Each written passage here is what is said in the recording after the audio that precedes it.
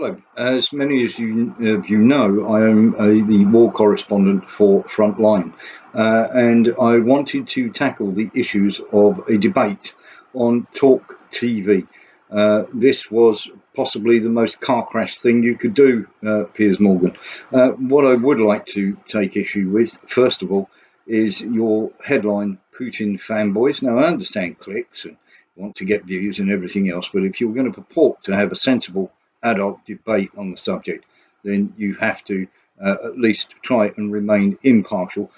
As it was a 2-to-1 gang up on Jackson Hinkle, who handled himself very, very well, spoke very eloquently, and won the debate by an absolute mile.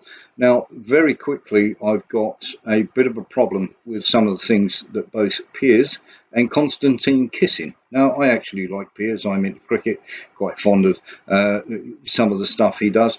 As I know a lot of people that don't. They're also I'm a big fan of Konstantin Kisin, especially his speech at the Oxford Union on climate change.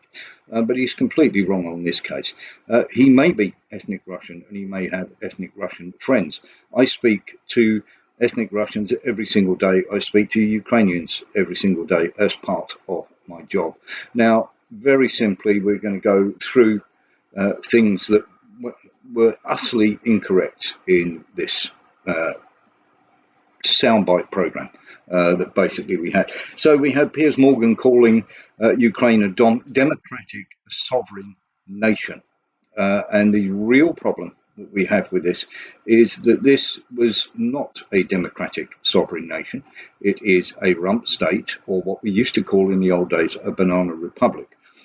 The democratically elected government was overthrown. And it was overthrown because the IMF wanted to give Ukraine a loan and the USA wanted to move Ukraine away from Russia and to become part of NATO. Now, very, very simply, you've forgotten to mention that this was overthrown. You've also forgotten to mention, Piers, that the National Endowment for Democracy and the Undersecretary of State, who was responsible for overseeing this, poured money into that country to foment a coup in 2014. The other thing that you massively forget to mention, Konstantin Kisin, is the fact that the Azov existed. Azov battalions only turned up in 2014. You're absolutely correct, they did. But the Stefan Bandera-led, shall we say, right-wing neo-Nazi lunacy that he purported was around a long time before then. In fact, he was made a hero of Ukraine back in the noughties, but that was blocked. But there was no doubt whatsoever, and you can even go and buy Stefan Bandera shampoo in supermarkets in Ukraine. If you go and have a look, the neo-Nazi problem is alive and well, and it's not a small minority, it's a very large minority. There's even photos and videos on Twitter of young Ukrainian men in discotheques throwing up Nazi salutes while draped in the Ukrainian flag. It is pretty much in the DNA of the country. Now, the sensible Ukrainians have fled the country and will not return there. There are people being press ganged by Ukrainian military in the street and being thrown onto the front line after only 2 weeks of training. There are Ukrainians dying and commanders, battalion commanders, who get their pay, withholding their pay and pronouncing them missing rather than dead so they can hold on to that soldier's money. And this is all factual. It's all easily checkable. Now, the other thing I have to say to Konstantin Kisin is you are perfectly correct that the Azov Battalion didn't exist till 2014 because it was funded by the US and the National Endowment for Democracy with the Undersecretary Victoria Nuland. Now, you can go and have a look at the videos. What basically happened was the loan that Yukhanovich was going to take was from Russia, and he was going to take a loan and cheap natural gas. Now, the US didn't want that, so Victoria Nuland, overseeing millions and millions of pounds, funded and fomented this tyranny, where suddenly there were loads and loads of protests and loads of riots. And the EU stepped in and asked Yukhanovich to bring forward the elections. Yukhanovich agreed to do so. Then, when they were protesting, he asked the police to stand down because the EU had asked him to stand the police down, to stop there being any violence or whatever, whilst there was protest in the Maidan Square. This was all whipped up by the money supplied by the National Endowment for Democracy. And what then happened was the police were stood down, and these right-wing lunatics, the Azovs, and the ethnic cleansing guys that they are, stormed the parliament and started killing people, and indeed had snipers killing people, civilians, outside. And over 40 or 50 people were killed. And then, once they'd finished that and the government had fled, they granted themselves an amnesty from any prosecution. Yes. And then we had a guy called Poroshenko take over. If you are unsure who he is, he was an absolute lunatic who decided to make Stefan Bandera a hero of Ukraine. He is also the man who is on video as saying he will make the children of the Donbass hide in cellars whilst their children went to school. That sounds like a rounded individual, doesn't it, Piers? So going on from there, Piers, I don't suppose you've seen the Anne Law documentary on the Donbass, which is available on YouTube. Anne Law Bonnell, a very good independent French journalist, who was recording and showing this back in 2014, 2015, the slaughter going on in the Donbass by the Ukrainians and the Ukrainian Azov battalion on the ethnic Russians of the eastern part of Ukraine. Now, if you haven't seen this, as I say, I would go and have a look at this.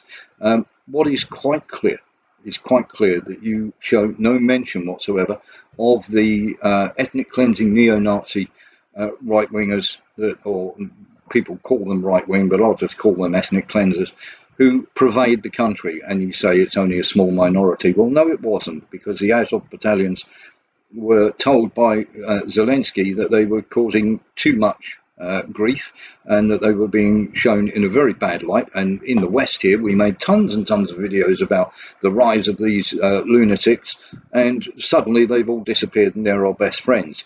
Well, these people have killed over 15,000 civilians in the Donbass.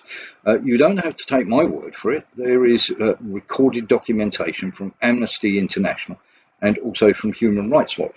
And while we're on the subject, Piers and Konstantin, the cluster munitions that were used in 2014-2015 included bombing a beach in Zugrez. And the Ukrainians waited until the men, women and children, till the holiday, until the beach was packed. And then they dropped cluster munitions, yes, as far back as then. They also dropped cluster munitions in the Donbass, killing a French Red Cross worker who was there doing a situation report called Laurent. And they bombed a residential area, and he happened to be there whilst they hit that area with the supermarket in. Now, there are many, many documented atrocities by Ukraine long before Russia got involved, unless you thought the people on the Zugrez beach had a Kalashnikov rifle hidden down their shorts, or they had some sort of Uzi tucked in their bathing or bikini suit. And the children that died there is a wonderful monument in the Donbass called the Alley of Angels, which you can go and have a look at, which is specifically dedicated to all the people these neo-Nazi lunatics slaughtered in the 8 years that it took for Russia to step in and take over that area to try and protect those people. Now, I'm not saying for one moment that was Putin's only reason.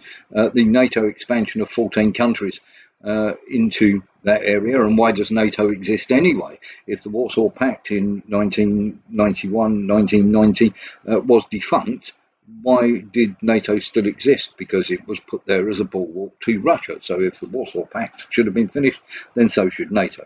Now, NATO has aggressively expanded and surrounded Russia on all sides. And it's very important that you look, Piers and Konstantin, is how Russia feel about that encroachment. We'd certainly feel the same if they put bombs on the nuclear missiles on the Isle of Wight, on Jersey, or they stuck them in Canada, Mexico, and the Caribbean. In fact, so upset with the Americans with missiles going into Cuba in the Caribbean, it nearly cost World War III. So what I would say is, please go and do some research, because you either seem to be lacking in it, don't care, or you are deliberately putting out a narrative, and I suspect that is the same, because I would imagine I have you down as two fairly intelligent individuals, even though your chosen professions are quite jokey. Now, the other thing that needs to be done here is, when you have Jackson Hinkle on again, who I thought was an outstanding young man and was absolutely spot on in his narrative of what is going on there, you need to give a balanced view. And you may think I'm pro-Putin here. That's not the case. The case is, Ukrainian men are dying because the Russians have better equipment. They have a first-class army, not like the narrative of the mainstream media is saying. The narrative is that Putin kidnaps children, and then what happened? Suddenly we had all these videos of these people happily taking their children away from the Donbass area and moving to Russia, and the children very happy in schools. Such was the chagrin of the America, Great Britain, Albania, and Malta, that when this evidence of Putin looking after these children was presented at the UN, suddenly these four countries got up and walked out of the chamber, having been caught in this lie that they'd had the mainstream media push. In fact, more children go missing in the United Kingdom and USA than do in Russia, by a country mile. And just as an aside, Piers, you might want to do some real investigative journalism and ask why 220 Albanian children that have come to these shores over the last few years, why 188 of them have gone missing without trace from hotels in the UK. Okay, so when you do have Jackson back on your show, could you try and make it a more balanced debate, and try to get some sort of idea of when we're going to have some sort of peace? Because the Russians can produce and manufacture their arms a lot quicker, they're of better quality, and they've got more men. Just which part of this do you think your slogans of Slava Ukraine and putting Ukraine flags in your bio is going to solve?